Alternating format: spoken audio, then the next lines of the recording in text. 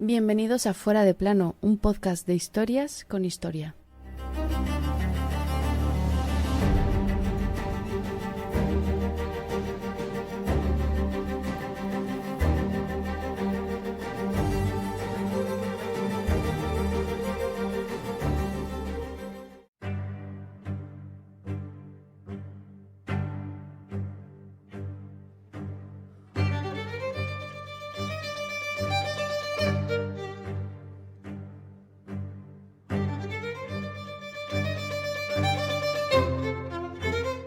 Otro habrá, a rey muerto, rey puesto. Y oye, no hay mayor verdad en lo que a las monarquías se refiere. El autor de esta frase moría aquel 9 de julio de 1746 y lo hacía en unas condiciones mentales y físicas más que lamentables. Este monarca fue Felipe V, el primer Borbón, el animoso, como ha pasado a la historia. Hay que tener narices para ponerle ese apodo. El que se creía una rana, se les olvidó añadir.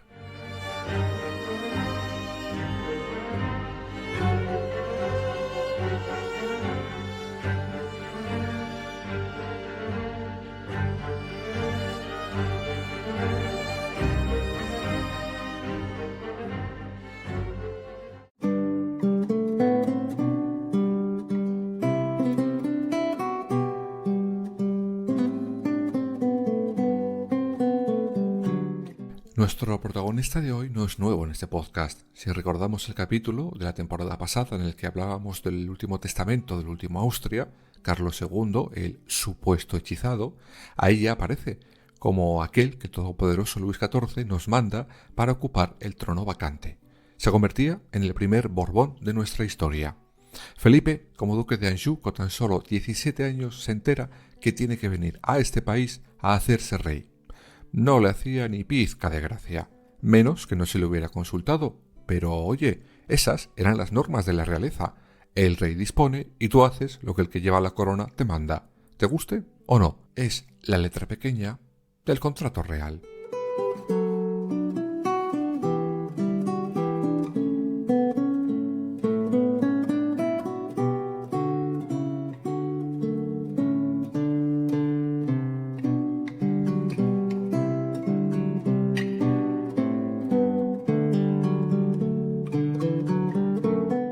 El duque de Anjou crece en una corte que estaba hecha para y por su abuelo, el rey Sol. Todo giraba en torno a él y a nadie más.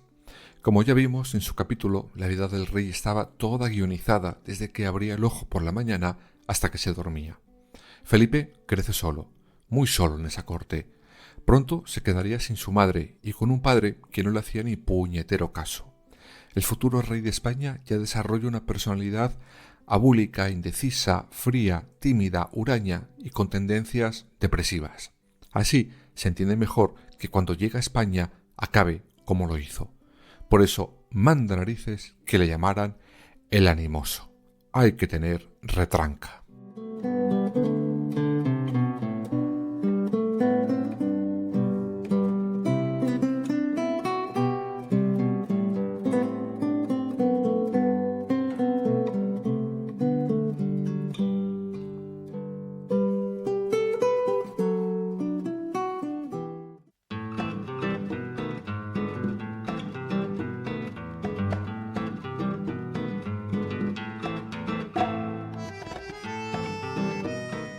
Pues bien, con esa personalidad, a los 17 años, en 1700 se convierte en rey de España.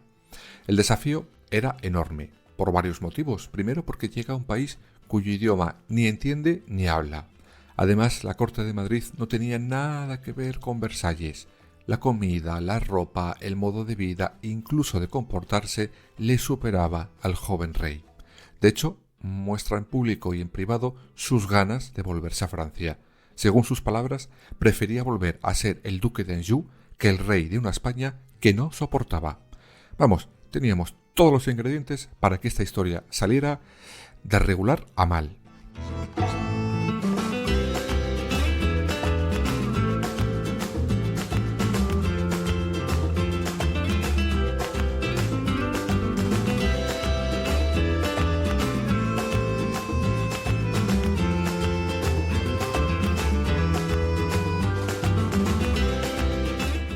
Y así salió. Pero no adelantemos acontecimientos. Además de las costumbres, Felipe tenía un pequeño problema. No tenía ni idea de mandar. Además es que no le apetecía nada. Como muestra, un ejemplo. Durante más de 2 años rehúsa las reuniones con sus ministros. Y cuando no le queda más narices que asistir, lo hace detrás de una cortina. Sí. Él se limita a escuchar, sin más, pero lo hace escondido. Esto es una prueba del desorden mental que tenía este muchacho. Tanto es así que el comportamiento de nuestro nuevo rey llegará a oídos de su todopoderoso abuelo, el rey Sol Luis XIV.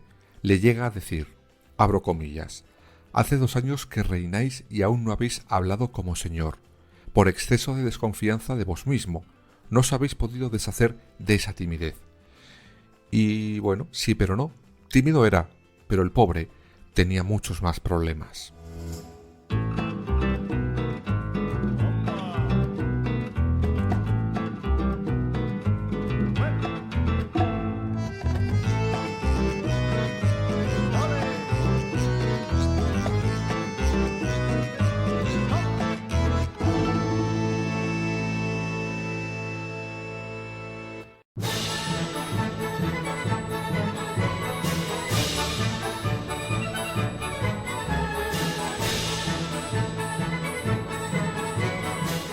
Además, a todo esto se le suma la Guerra de Sucesión Española. Sí, aquella que hablamos en la primera temporada por encima, por la cual los Austrias se sienten engañados y plantan cara al Rey Sol. Finalmente los Borbones ganan y después de 13 años firmarán varios acuerdos como el de Utrecht. Esta guerra hará que todas las miradas se pongan en el nuevo rey, en Felipe V. Y curiosamente, según la historia, Felipe V en aquella guerra se puso al mando del ejército y guerreó bien, con entusiasmo. Fruto de esto es por lo que pasó a la historia con el apodo del Animoso. Y vale, estaría así guerreando, pero una vez que se bajaba del caballo, el ánimo se le venía abajo. Pero insisto, el problema de Felipe V no era solo su timidez o las pocas ganas de reinar, no. Tenía un problema médico diagnosticado hoy en día. Felipe V era bipolar. Ahora te lo explico.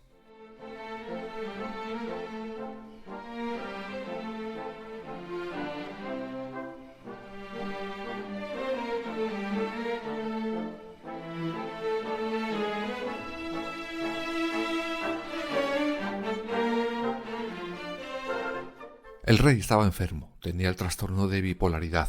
Además se agravaba por una depresión severa. Y la guinda y suma de todo lo anterior es que padecía de hipomanía, es decir, episodios intermitentes en los que expresaba una euforia desmedida e hiperactividad inusual, para luego volver al más puro y profundo ostracismo. Para empeorar las cosas desarrolla un síndrome de Cotard, por el cual llegaba a pensar con frecuencia que estaba muerto.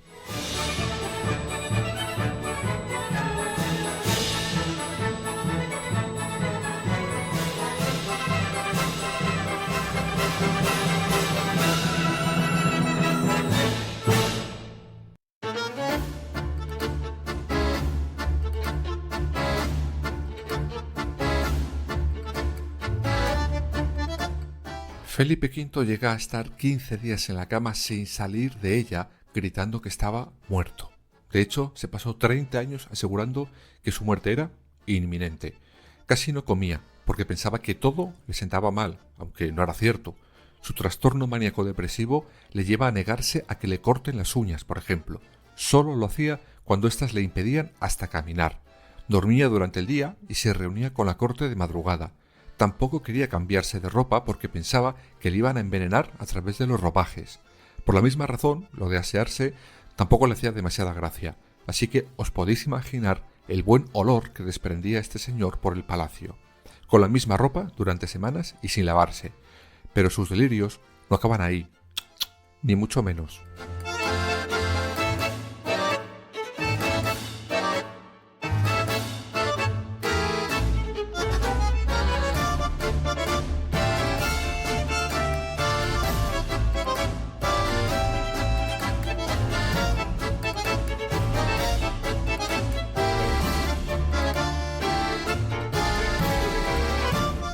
Por ejemplo, una madrugada Felipe V quiere montar a caballo y diréis, ok, ¿dónde está el problema? Pues que el caballo no estaba en ninguna cuadra, sino pintado en un cuadro en un tapiz del Palacio Real de la Granja. Otras veces se le veía por el mismo palacio croando. Sí, habéis oído bien. Se pensaba que era una rana. Negaba su condición humana. Y ahí le teníais brincando y croando por las estancias del Palacio de la Granja. Estaba seguro que no tenía ni piernas ni brazos. Otras veces creía que el sol le invadía el cuerpo. A todo esto se suman enfermedades físicas, como graves cefaleas, bastante habituales en él. Y si todo esto fuera poco, llegará su segunda esposa y le encontrará uno de sus puntos débiles para lograr aprovecharse del enfermizo Felipe V, porque el primer Borbón podría tener estos desórdenes mentales, pero oye, le gustaba el sexo más que a un tonto un lápiz.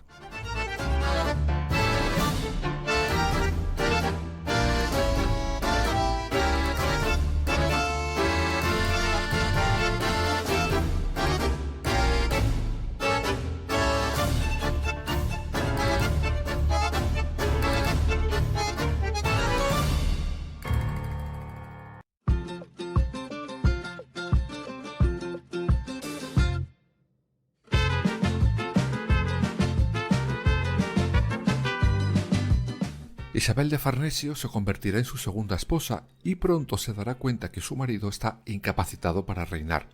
A ver, muy lista tampoco hacía falta ser para darse cuenta de eso. Isabel hará lo posible para que la deje a ella ese poder, y para lograrlo usará uno de los divertimentos del rey, el sexo. Se pasaban el día en la cama, y no durmiendo, ya me entendéis. De hecho, no tenían tiempo para las labores de gobierno. Eso sí, Felipe V le gustaba la cama, pero con su esposa. Según los historiadores, era bastante fiel para la época. De hecho, se cabreaba como una mona si le ofrecían la posibilidad de acostarse con otras mujeres. Otros, sin embargo, sí que aseguran que cayó en las redes de varias mujeres que le pusieron literalmente a su alcance. Todo para desfogar sus apetitos. Eso sí, las pobres chicas tenían que ir bien preparadas, pues os podéis imaginar cómo podía ser meterse en la cama con alguien a quien no le gustaba cortarse las uñas, ni cambiarse de ropa, ni lavarse. Por ejemplo, iban con trozos de sedas cubiertos por ámbar, lavanda o alcoholes para poder soportar el hedor del que tenían encima o debajo.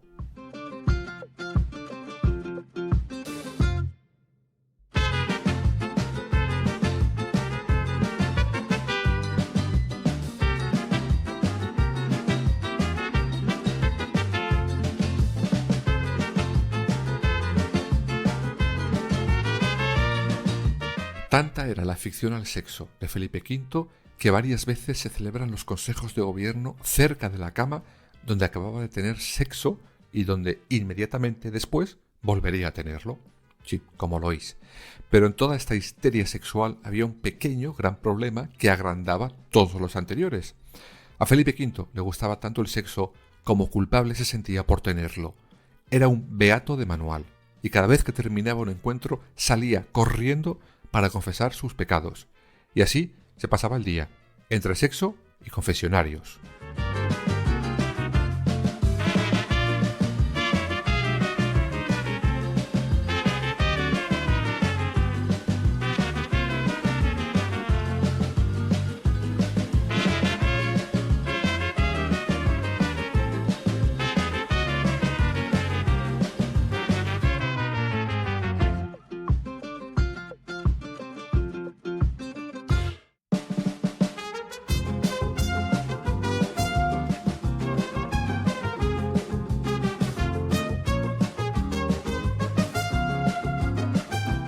Por todo esto, quizás a los 40 años de edad, en 1724, Felipe V sorprendentemente abdica en su hijo Luis.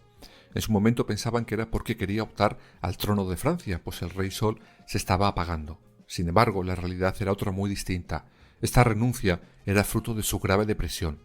Pero esta renuncia le duró poco, pues tan solo 8 meses después su sucesor morirá de viruela y Felipe V será obligado a volver a ponerse la corona. Y comenzará lo peor de su reinado. Sí, lo peor estaba por llegar.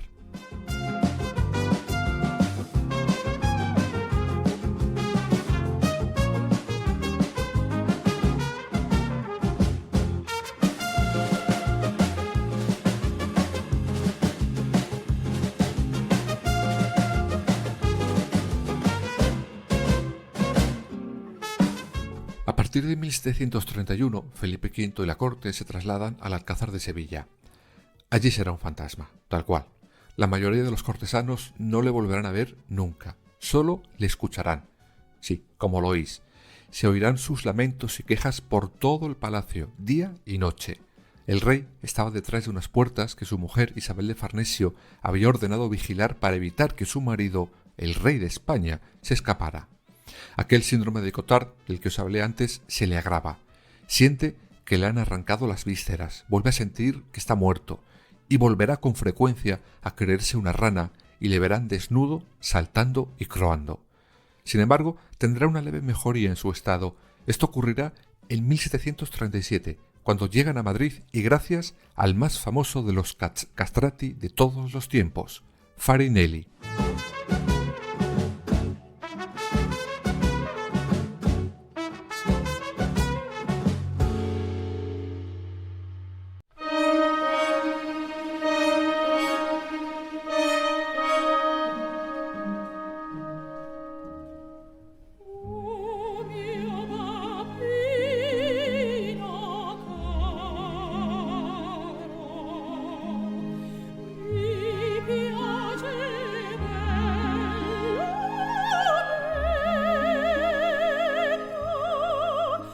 Isabel de Farnesio contrata a Farinelli para que cante para el rey.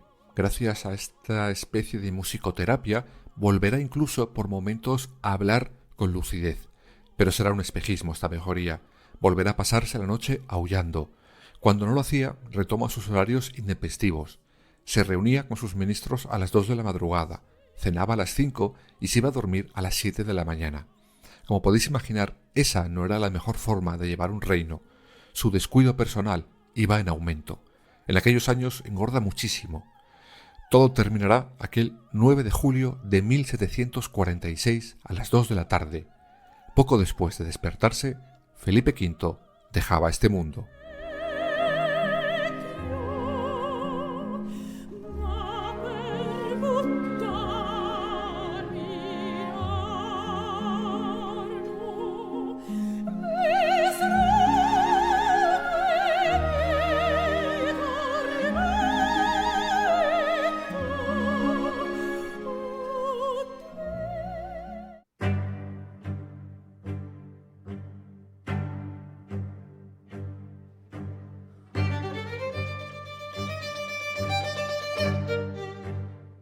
El problema vino cuando encuentran el cadáver. Las condiciones eran grotescas. Cuando se disponen a lavar el cadáver comprueban que las ropas las tenía pegadas a la piel. Era imposible quitárselas. Deciden dejárselas y ponerle encima unas limpias y lo embalsaman. Y lo llevan con su cortejo fúnebre. Pero había un problema. Un rey embalsamado, con la ropa pegada a la piel de toda la roña que tenía, con toda la suciedad del mundo por su falta de higiene y pleno verano. Dicen que los que llevan y los que velan ese cortejo fúnebre tenían que cambiarse cada poco tiempo y salir a respirar, pues el hedor que desprendía el difunto Felipe V era totalmente insoportable. De hecho, Felipe V tiene el dudoso honor de ser el único rey español momificado. Lo malo es la razón por la que ostenta ese honor.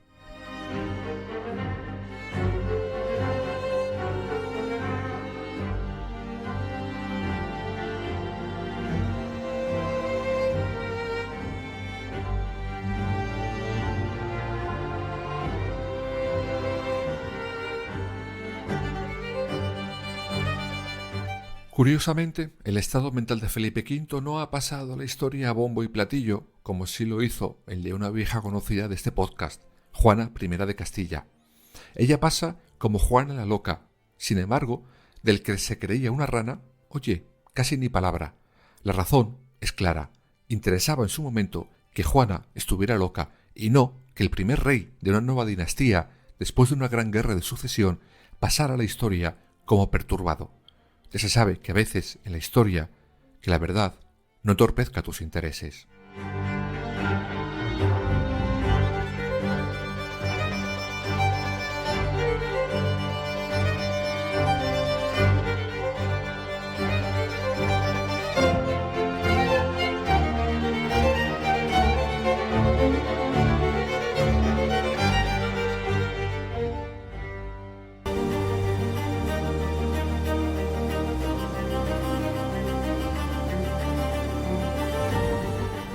Fuera de Plano. Suscríbete en las principales plataformas y síguenos en nuestras redes sociales, Instagram, Twitter y Facebook. Fuera _de plano.